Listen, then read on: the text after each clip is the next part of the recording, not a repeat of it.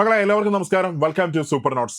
2025 റെയിൽവേയുടെ first notification എത്തിയൊക്കെയാണ്. അതായത് 2025 ഇനി അങ്ങോട്ട് വരാൻ പോകുന്ന ALP നോട്ടിഫിക്കേഷൻ, അത് കഴിഞ്ഞ NDPC notification, technician notification, junior engineer notification, group D notification, അതിന്റെ ഫസ്റ്റ് നോട്ടിഫിക്കേഷനായ അസിസ്റ്റന്റ് ലോക്കോ പൈലറ്റ് നോട്ടിഫിക്കേഷൻ എത്തിയൊക്കെയാണ്. ഓക്കെ, ഒരുപാട് പേരുടെ സ്വപ്നമാണ് എനിക്ക് ട്രെയിൻ ഓടിക്കണം. ആ സാധനം ഇങ്ങ് എത്തിയിട്ടുണ്ട്. ഓക്കെ, 2025 ഫസ്റ്റ് ക്വാർട്ടറിലാണ് റെയിൽവേ ALP നോട്ടിഫിക്കേഷൻ വരുമെന്ന് പറഞ്ഞിരുന്നത്. കൃത്യമായിട്ട് ALPയുടെ നോട്ടിഫിക്കേഷൻ എത്തിയിട്ടുണ്ട്. നമുക്ക് എന്ത് ചെയ്യാം, ഡീറ്റെയിൽസിലേക്ക് നമുക്ക് പോവാം. ഈ കാണുന്നതാണ് ഷോർട്ട് നോട്ടീസ്. റെയിൽവേ പുറത്തുവിട്ട ഷോർട്ട് നോട്ടീസ് ആണ് ഈ കാണുന്നത്. അപ്പൊ ഇതിനകത്ത് നോക്കുക, എന്ന് മുതൽ നിങ്ങൾക്ക് അപ്ലൈ ചെയ്യാൻ പറ്റും. അതായത് 2025 ഏപ്രിൽ 10 മുതൽ നമുക്ക് അപ്ലൈ ചെയ്യാൻ പറ്റും. അപ്ലൈ ചെയ്യേണ്ട ലാസ്റ്റ് ഡേറ്റ് നമ്മൾ നോക്കുകയാണെങ്കിൽ 9 മെയ് ആണ് അപ്ലൈ ചെയ്യാനുള്ള ലാസ്റ്റ് ഡേറ്റ്. അതായത് അടുത്ത മാസം 10 മുതൽ മെയ് 9 വരെ നമുക്ക് എന്ത് ചെയ്യാൻ പറ്റും, അപ്ലൈ ചെയ്യാൻ പറ്റും. അപ്പൊ ഇവിടെ ഒരുപാട് പേർക്ക് ഡൗട്ട് ഉണ്ട്, എന്താണ് ക്വാളിഫിക്കേഷൻ വരുന്നത്, ക്വാളിഫിക്കേഷൻ എന്താണ്, ആർക്കൊക്കെ അപ്ലൈ ചെയ്യാം, ഇതിന്റെ പരീക്ഷ ടെക്നിക്കൽ ആയിരിക്കും, അങ്ങനെ ഒരുപാട് ഡൗട്ട്സ് നിങ്ങൾക്ക് കാണാം. നമുക്ക് എന്ത് ചെയ്യാം, ഈ സെഷനിൽ നമുക്ക് എല്ലാം നമുക്ക് എന്ത് ചെയ്യാം, നമുക്ക് ക്ലിയർ ചെയ്യാം. ഓക്കെ, അപ്പൊ ഇവിടെ ഫസ്റ്റ് നോക്കുക, ഇതൊരു ലെവൽ 2 പോസ്റ്റ് ആണ്. അപ്പൊ പറയുമ്പോൾ നമ്മൾ പറയും ലെവൽ 2 പോസ്റ്റ് ആണ്. ലെവൽ 2 എന്ന് വെച്ചാൽ ഗ്രൂപ്പ് ഡി ലെവൽ 1 ആണ്, ഏറ്റവും താഴെയുള്ള പോസ്റ്റ് ആണ്. അതിന് മെയിലുള്ള ഒരു പോസ്റ്റ് ആണ് ലെവൽ 2 എന്ന് പറയുന്നത്. പക്ഷേ ഇവിടെ സാലറി നമ്മൾ നോക്കുകയാണെങ്കിൽ ഒരു ലെവൽ 4 ലെവൽ 5 പോസ്റ്റിനോട് അത്രയും നമുക്ക് എന്ത് ചെയ്യാം, നമുക്ക് ഈ അസിസ്റ്റന്റ് ലോക്കോ പൈലറ്റ് നമുക്ക് സാലറി കിട്ടും. കാരണം എന്താണെന്നറിയാം, ഇതൊരു റണ്ണിങ് പോസ്റ്റ് ആണ്. സോ റണ്ണിങ് പോസ്റ്റ് ആയതുകൊണ്ട് തന്നെ അലവൻസും ബാക്കിയെല്ലാം കൂടുതലുണ്ട്. കിലോമീറ്റർ അലവൻസ് ഉണ്ട്, DA ഉണ്ട്, HRA ഉണ്ട്, അങ്ങനെ ഓവർ ടൈം അലവൻസ് ഉണ്ട്. അങ്ങനെ ഒത്തിരി ഒത്തിരി ഒത്തിരി ആനുകൂല്യങ്ങൾ ആർക്കുണ്ട്, അസിസ്റ്റന്റ് ലോക്കോ പൈലറ്റിനുണ്ട്. നല്ല സാലറി നമുക്ക് മേടിക്കാം. അപ്പൊ നിങ്ങൾ 2026 നിങ്ങൾ സർവീസ് കയറുമ്പോൾ 8th പേ കമ്മീഷനും കൂടെ വരും. ഏറ്റവും ചുരുങ്ങിയത് ഒരു 50,000 ആ റേഞ്ച് ഒക്കെ നമുക്ക് എന്ത് ചെയ്യാൻ പറ്റും, നമുക്ക് ഈസി ആയിട്ട് നമുക്ക് സാലറി നമുക്ക് മേടിക്കാനായിട്ട് പറ്റും. ഓക്കെ, ഇനി അടുത്ത നോക്കിയാൽ ഏജ് ലിമിറ്റ് എത്രയാണ്? ഏജ് ലിമിറ്റ് 18 വയസ്സ് മുതൽ 30 വയസ്സ് വരെയാണ് ഏജ് ലിമിറ്റ് വരുന്നത്. OBC ആണെങ്കിൽ 3 വർഷം ഇളവുണ്ട്, SC/ST ആണെങ്കിൽ 5 വർഷം ഇളവുണ്ട്. ഇവിടെ നോക്കുക, ഇവിടെ മെഡിക്കൽ സ്റ്റാൻഡേർഡ് A1 ആണ്. മെഡിക്കൽ സ്റ്റാൻഡേർഡ് എന്ന് വെച്ചാൽ നിങ്ങൾക്ക് പ്രോപ്പർ ആയിട്ട് വിഷൻ ഉണ്ടായിരിക്കണം. സ്പെക്സ് വെക്കാതെ തന്നെ നിങ്ങളുടെ വിഷനൊക്കെ പ്രോപ്പർ ആയിരിക്കണം. മെഡിക്കൽ സ്റ്റാൻഡേർഡ്സും ബാക്കിയെല്ലാം ഓക്കെ ആയിരിക്കണം. അങ്ങനെയാണെങ്കിൽ നിങ്ങൾക്ക് എന്ത് ചെയ്യാൻ പറ്റും, നിങ്ങൾക്ക് ഇവിടെ അപ്ലൈ ചെയ്യാനായിട്ട് പറ്റും. നിലവിൽ വേക്കൻസി എത്രയാണ്? 9,900 വേക്കൻസിയാണ് നിലവിൽ വന്നേക്കുന്നത്. അപ്പൊ ഇവിടെ നോക്കിയാൽ ഒരു കാര്യം ഞാൻ നിങ്ങൾക്ക് കാണിച്ചു തരാം.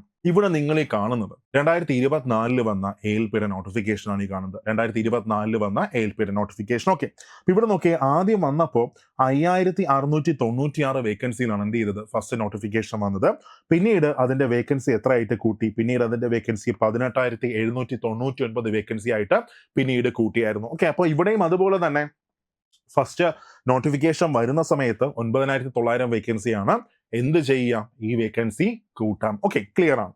അടുത്ത നമുക്ക് മനസ്സിലാക്കാനുള്ളത് ALPയുടെ ക്വാളിഫിക്കേഷൻ എന്താണ്, ആർക്കൊക്കെ അസിസ്റ്റന്റ് ലോക്കോ പൈലറ്റ് അപ്ലൈ ചെയ്യാനായിട്ട് പറ്റും. ഓക്കെ, മക്കളെ ഇവിടെ ക്വാളിഫിക്കേഷൻ ആണ്. ഒന്നുകിൽ നിങ്ങൾ 10th+ IT ആയിരിക്കണം.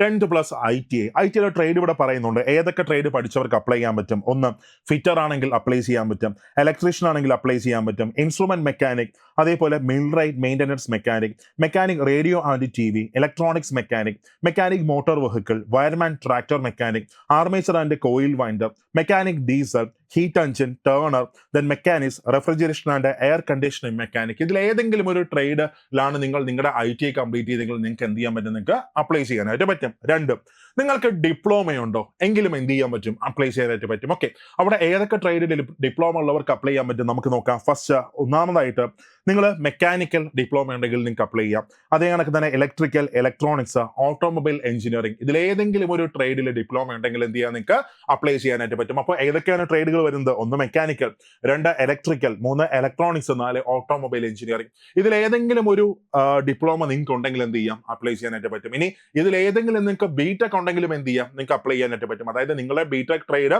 ഇതിലേതെങ്കിലും ഒന്നാണെങ്കിൽ നിങ്ങൾക്ക് എന്ത് ചെയ്യാൻ പറ്റും, അപ്ലൈ ചെയ്യാനായിട്ട് പറ്റും.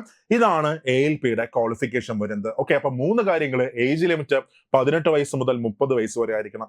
OBC ആണെങ്കിൽ 3 വർഷം ഇളവുണ്ട്, SC/ST ആണെങ്കിൽ 5 വർഷം ഇളവുണ്ട്. ഓക്കെ ആണ്. അത് കഴിഞ്ഞാൽ ഇതിലേതെങ്കിലും ഒരു ക്വാളിഫിക്കേഷൻ നിങ്ങൾക്ക് ഉണ്ടായിരിക്കണം.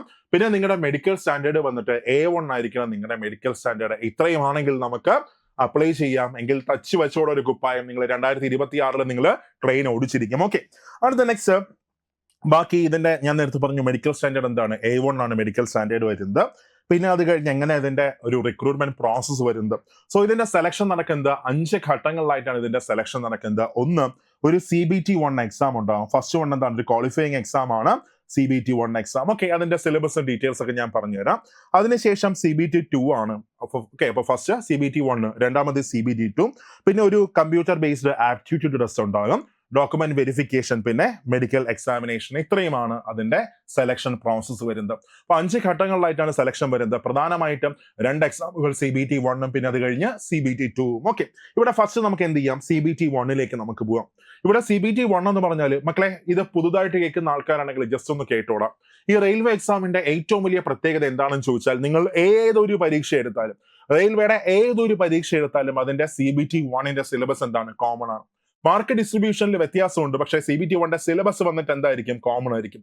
ഇനി NTPC ആണെങ്കിലോ CBT2 എന്താണ്, സെയിം സിലബസ് ആണ്.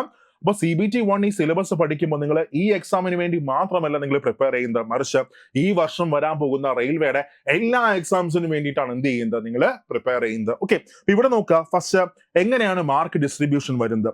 മാർക്ക് ഡിസ്ട്രിബ്യൂഷൻ വരുന്നത് മാത്സ് നോക്കി, മാത്സ് 20 ക്വസ്റ്റ്യൻസ് 20 മാർക്കാണ്. മാത്സ് എങ്ങനെയാണ്, 20 ക്വസ്റ്റ്യൻസ് 20 മാർക്ക്.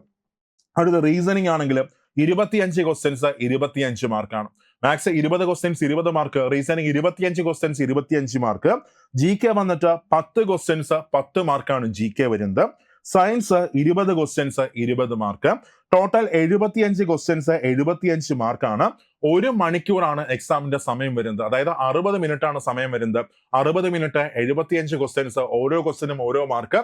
ഒരു ആൻസർ തെറ്റുകയാണെങ്കിൽ 0.33 മാർക്ക് എന്ത് ചെയ്യും, നെഗറ്റീവ് ആവും. ഓക്കെ, ഇങ്ങനെയാണ് CBT1 എക്സാം പ്രോസസ്സ് വരുന്നത്. ഇനി നേരെ നമ്മൾ CBT2 പോകുമ്പോൾ, ഈ CBT2 2 ഘട്ടങ്ങളുണ്ട്. പാർട്ട് എയും ഉണ്ട്, പാർട്ട് ബിയും ഉണ്ട്. Part A and part B. ഇവിടെ നോക്കുക, പാർട്ട് എ ആണെങ്കിൽ നിങ്ങൾ CBT1 പഠിച്ചതിന്റെ സെയിം സിലബസ് ആണ് ഇതിനകത്ത് വരുന്നത്, പാർട്ട് 1 വരുന്നത്. അതായത് CBT1 സെയിം സിലബസ്, ഒരു മാറ്റവും ഇല്ല. മാർക്ക് ഡിസ്ട്രിബ്യൂഷൻ മാത്രമേ എന്ത് ചെയ്യത്തുള്ളൂ, മാറത്തുള്ളൂ. അവിടെ നോക്കുക, മാത്സ്, റീസണിങ്, ജനറൽ സയൻസ്, ഇത് 3 ഏതിനകത്തുള്ളത്, CBT2 പാർട്ട് എക്കകത്ത് വരുന്നത്. മാത്സ് CBT1 പഠിക്കുന്നുണ്ടോ, ഉണ്ട്. അത് കഴിഞ്ഞ് റീസണിങ് പഠിക്കുന്നുണ്ടോ, ഉണ്ട്. അത് കഴിഞ്ഞിട്ട് സയൻസ് പഠിക്കുന്നുണ്ടോ, ഉണ്ട്. GK മാത്രമാണ് അതിനകത്ത് വരാത്തത്. ഓക്കെ, ഇവിടെ നോക്കാം, ഇവിടെ പാർട്ട് എ വന്നിട്ട് 100 ക്വസ്റ്റ്യൻസ് ആണ്, 100 മാർക്കാണ്, 1.5 മണിക്കൂറാണ് എക്സാമിന്റെ സമയം. അത് കഴിഞ്ഞ പാർട്ട് ബി നമ്മൾ നോക്കുകയാണെങ്കിൽ, പാർട്ട് ബി നിങ്ങൾ ഏത് ട്രേഡ് ആണോ അപ്ലൈ ചെയ്തത് ആ ട്രേഡിന്റെ ക്വസ്റ്റ്യൻസ് നിങ്ങൾക്ക് അവിടെ പാർട്ട് ബി ആയിട്ട് കിട്ടും. അത് എത്ര മാർക്കാണ്, 75 മാർക്കാണ് അത് വരുന്നത്, 75 മാർക്ക്. അങ്ങനെ 175 മാർക്കിനാണ് ഏത് എക്സാം വരുന്നത്, CBT2 വരുന്നത്. അവസാനം CBT2 മാത്രമേ എന്ത് ചെയ്യത്തുള്ളൂ, കൗണ്ട് ആവത്തുള്ളൂ. കാരണം CBT1 എന്താണ്, ഒരു ക്വാളിഫയിങ് എക്സാം ആണ്. ക്ലിയർ ആണ്. ഇങ്ങനെയാണ് ഏത് വരുന്നത്, നമ്മുടെ CBT2 എക്സാം പാറ്റേൺ വരുന്നത്. പിന്നെ അത് കഴിഞ്ഞ് നെക്സ്റ്റ് നോക്കി അടുത്ത. അപ്പൊ ഇത്രയുമാണ് ഈ ALPയുടെ ഒരു സെലക്ഷൻ പ്രോസസ് ആയിട്ട് വരുന്നത്. ഓക്കെ, അടുത്ത് നോക്കുക. ഇപ്പൊ ഞാൻ ഇതിപ്പോ റെയിൽവേ തന്നെ പുറത്തിറക്കിയ ആനുവൽ കലണ്ടറാണ്. 2025 നടക്കാൻ പോകുന്ന എക്സാം നോക്കിയിടാം. ഇവിടെ ഫസ്റ്റ് ക്വാർട്ടർ ജനുവരി, ഫെബ്രുവരി, മാർച്ചിൽ ഫസ്റ്റ് എക്സാം വരുമെന്ന് പറഞ്ഞു. ഏതാണ്, ALP ഇതാ വന്നു. അത് കഴിഞ്ഞ് അടുത്ത ഏപ്രിൽ, ജൂൺ മാസങ്ങളിൽ ടെക്നീഷ്യന്റെ എക്സാം വരും. ദെൻ ജൂലൈ മാസത്തിലാണ് അടുത്ത പ്രധാനപ്പെട്ട നോട്ടിഫിക്കേഷൻ ആയ NTPC വരാൻ പോകുന്നത്. NTPC വരാൻ പോകുന്നത് ജൂലൈ, ഓഗസ്റ്റ്, സെപ്റ്റംബർ മാസങ്ങളിലാണ് NTPCയുടെ നോട്ടിഫിക്കേഷൻ വരാൻ പോകുന്നത്. അത് കഴിഞ്ഞ ഒക്ടോബറിൽ നമുക്ക് ഏത് നോട്ടിഫിക്കേഷൻ നമുക്ക് പ്രതീക്ഷിക്കാം, ഒക്ടോബറിൽ വീണ്ടും ഗ്രൂപ്പ് ഡിയുടെ പുതിയ നോട്ടിഫിക്കേഷൻ നമുക്ക് എന്ത് ചെയ്യാം, നമുക്ക് പ്രതീക്ഷിക്കാം. സോ ആഞ്ഞു പഠിച്ചോ. നിങ്ങൾ ഒറ്റ സിലബസ് നിങ്ങൾ പ്രിപ്പയർ ചെയ്യുകയാണെങ്കിൽ, ഒരു സിലബസ് നിങ്ങൾ പ്രിപ്പയർ ചെയ്യുകയാണെങ്കിൽ നിങ്ങൾക്ക് ഏതൊക്കെ എഴുതാൻ പറ്റും. ഒന്ന്, ഇപ്പൊ ALP എഴുതുന്ന ആൾക്കാർക്ക് ഡിപ്ലോമ ക്വാളിഫിക്കേഷൻ ഉണ്ടെങ്കിൽ എന്ത് ചെയ്യാം, JEE എക്സാം എഴുതാൻ പറ്റും. അത് കഴിഞ്ഞ് നേരെ നിങ്ങൾക്ക് NTPC എഴുതാൻ പറ്റും, ഗ്രൂപ്പ് ഡി നിങ്ങൾക്ക് എഴുതാൻ പറ്റും. ഓക്കെ, അപ്പോൾ ഇത്രയും എക്സാംസ് ഒറ്റ സിലബസ് കൊണ്ട് നമുക്ക് എന്ത് ചെയ്യാം, നമുക്ക് എക്സാം അറ്റൻഡ് ചെയ്യാൻ പറ്റും. സോ ആഞ്ഞു പഠിച്ചോ. 2026 നമുക്ക് എന്ത് ചെയ്യാം, നമുക്ക് സർവീസിലേക്ക് കയറാം. ഓക്കെ, അപ്പോൾ ഏപ്രിൽ 10 നോട്ടിഫിക്കേഷൻ വരാൻ പോവുകയാണ്. ഇനി നിങ്ങൾക്ക് ALPക്ക് ഏറ്റവും മികച്ചൊരു ക്ലാസ്, ഏറ്റവും മികച്ചൊരു അസിസ്റ്റൻസ് നിങ്ങൾക്ക് ആവശ്യമുണ്ടെങ്കിൽ നിങ്ങൾക്ക് സൂപ്പർ നോട്ട്സിലേക്ക് ജോയിൻ ചെയ്യാം. ഞങ്ങൾ സ്റ്റാർട്ട് ചെയ്യാൻ പോവുകയാണ് ഈ ALPക്ക് വേണ്ടിയിട്ട് ഏറ്റവും പുതിയ ബാച്ച് ഞങ്ങൾ സ്റ്റാർട്ട് ചെയ്യാൻ പോവുകയാണ്. അപ്പൊ അതിനകത്ത് CBT1 ഫുൾ ക്ലാസ്സസ് ഉണ്ടാകും. CBT2 പാർട്ട് എയുടെ ഫുൾ ക്ലാസ്സസ് നിങ്ങൾക്ക് കിട്ടാം. പാർട്ട് ബി ആണെങ്കിൽ റെലവന്റ് ട്രേഡ് ആണ്. അപ്പോൾ CBT1 ഫുൾ ക്ലാസ്സസ്, CBT2 ആണെങ്കിൽ അതിന്റെ പാർട്ട് എയുടെ ക്ലാസ്സസ്, ഇത്രയും നമ്മുടെ ബാച്ചിനകത്ത് ഉണ്ടാകും. ഓക്കെ, മാത്രമല്ല നമ്മൾ നിങ്ങളെ കയറ്റിവിട്ടിരിക്കും. ഓക്കെ, നമ്മുടെ ഒരു സ്ട്രക്ചറിനകത്ത് നിങ്ങൾക്ക് പഠിക്കും. അതായത് നിങ്ങൾ നമ്മുടെ രീതിക്ക് നിങ്ങൾ പ്രിപ്പയർ ചെയ്യുകയാണെങ്കിൽ നമുക്ക് എന്ത് ചെയ്യാം, നമുക്ക് ഇഷ്ടമുള്ള ജോലിക്ക് നമുക്ക് എന്ത് ചെയ്യാം, നമുക്ക് കയറാം. സോ നന്നായിട്ട് വർക്ക് ചെയ്യുക, നന്നായിട്ട് പഠിക്കുക. നോട്ടിഫിക്കേഷൻ ഒക്കെ വീണ്ടും ആ സൈക്കിൾ സ്റ്റാർട്ട് ചെയ്തേക്കാണ്. നമുക്ക് മറ്റൊരു സെഷനിൽ കാണാം. Thank you all.